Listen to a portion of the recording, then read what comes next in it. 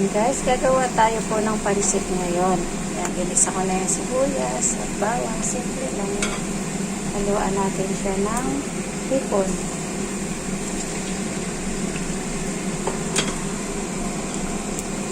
Medyo gumagalaw kasi yung isang kamay nakahawak sa cellphone, yung isa ayan talaga business. Ayan, ginigisa ko na siya guys. Siyempre ihahalo ko yung isasama natin yung gulay.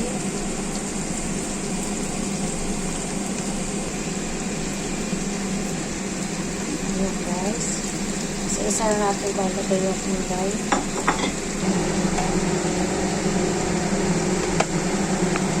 Guys, ang na po ako. Ilagay ko muna sa isang minuto para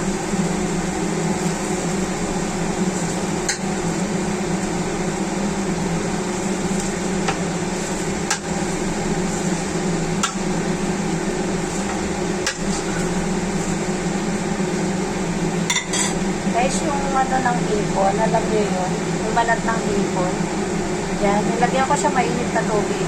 Ito, para i-ano ko, tanggalin ko yung shell niya, tapos yun, sasabay ko yung tubig dyan, yan yung masarap, pinagpugasan naman.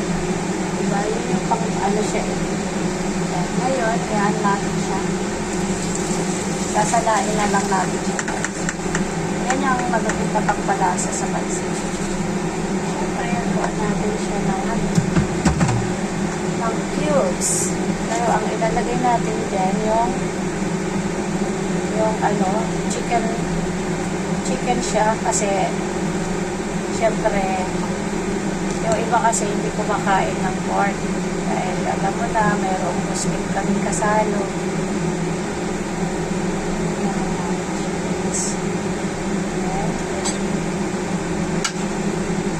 Ina lang natin, kasasama natin yung pansit, pero iba na yung luto ng pansit guys. Lagyan na natin siya ng ingredients dito, ano? Siyempre, toyo ang pangpalo dyan.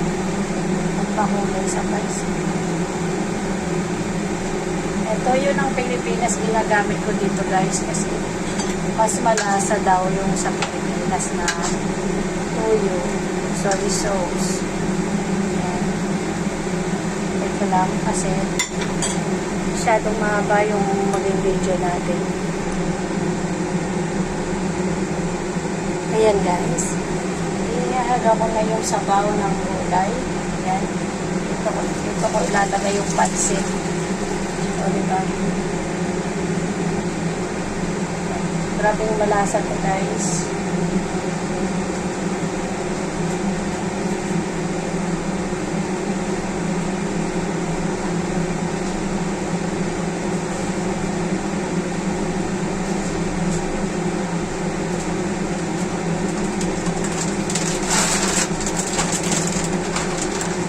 Guys, yung bihon sa atin, tawag dyan yung bihon. That's it, bihon.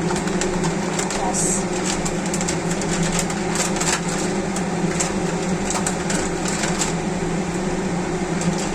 ilalagay na natin siya. Lulunodin na natin siya. Diba? So, ilagay pa natin yung isa pa natin, chicken. Tapos, natin na lang siya dito na black pepper.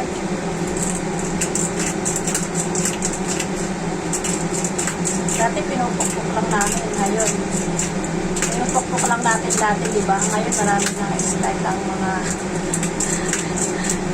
kamaya ulit. Okay, ikot-ikot. Guys, lalagay na natin siya. Diba?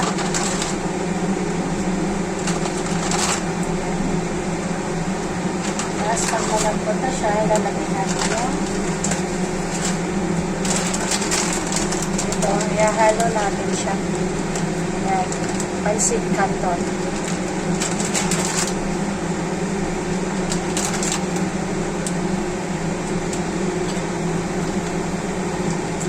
Papalambutin muna natin siya, hindi ko na ibabad sa tubig kanina.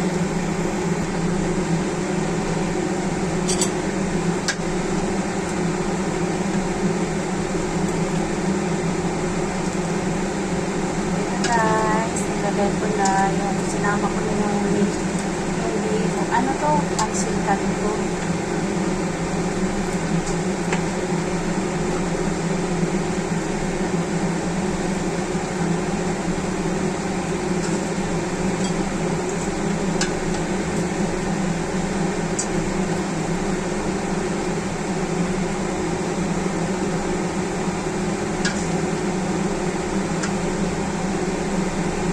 Tapos yung mamaya ko na tayo lalagay yung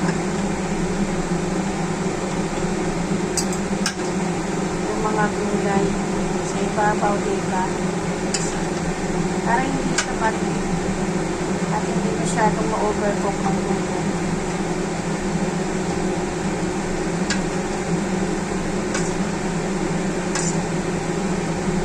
Tamang-tama lang siya, guys.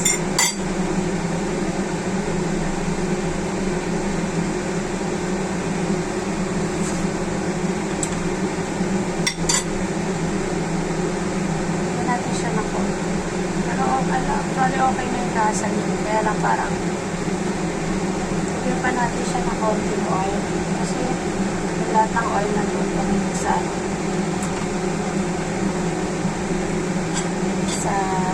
gulay. Para mas maganda-ganda siyang kanya.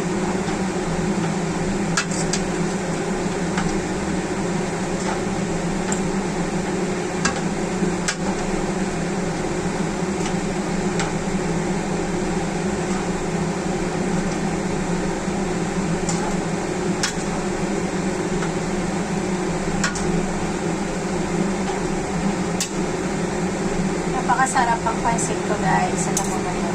Haha. Solid! Diba?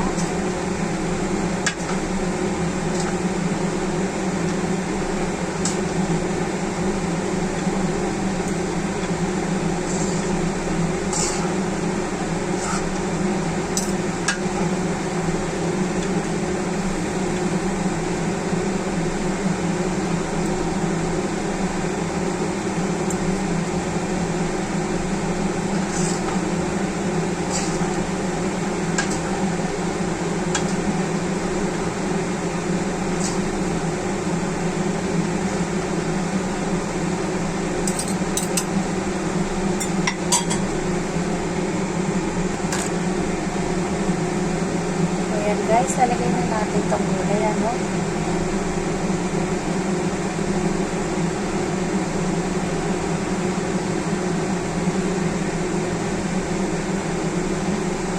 Napakasarap. Siyempre, mayroon pang natirang sauce. Lagay na natin siya. O, diba?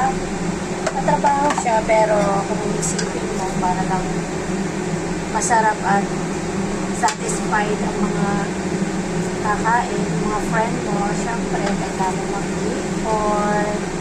Okay, guys, maraming salamat sa inyong panonood. See you next time. Saka na lang ulit magluto pag mayroon ulit birthday. Ha. Alam mo naman kasi, once in a blue moon tayo dyan magluto. Thank you, guys. Maraming salamat.